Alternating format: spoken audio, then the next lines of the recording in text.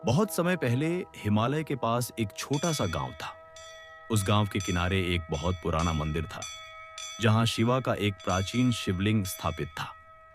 गांव वाले कहते थे कि रात के समय उस मंदिर में कोई नहीं जाता, क्योंकि वहां हर आधी रात को घंटियों की आवाज और डमरू की धुन सुनाई देती थी। लेकिन अजीब बात यह थी कि मंदिर हमेशा बंद रहता था। एक दिन गांव में अर्जुन नाम का एक युवक आया।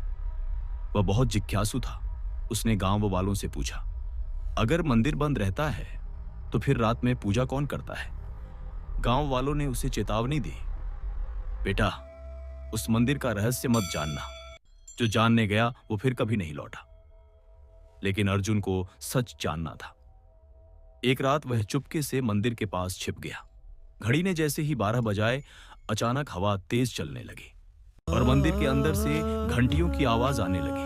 अर्जुन डरते डरते खिड़की से अंदर झांका और जो उसने देखा उससे उसकी सांस रुक गई। मंदिर के अंदर एक साधु बैठा था।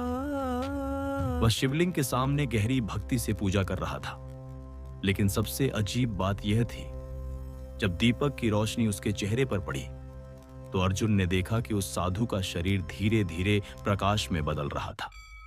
अचानक मंदिर में डमरू की आवाज गूंजी और पूरा मंदिर नीली रोशनी से भर गया। तभी उस साधु ने अपनी आंखें खोली और अगले ही पल अर्जुन को समझ आ गया कि वह साधु कोई साधारण इंसान नहीं था। वह स्वयं शिवा का दिव्य रूप था। अर्जुन डर से कांपने लगा और जमीन पर गिरकर बोला, महादेव, मुझे माफ कर दीजिए। मैं सिर्फ आपका रहस्य जानना चाहता था। तभी एक गहरी आवाज गूंजी, जो सच्चे दिल से खोजता है उसे मैं खुद दर्शन देता हूं। अगले ही पल रोशनी गायब हो गई और मंदिर फिर से शांत हो गया। अर्जुन ने जब आंखें खोली तो मंदिर में सिर्फ एक चीज थी, एक ताजा बेलपत्र जो सीधे शिवलिंग पर रखा हुआ था।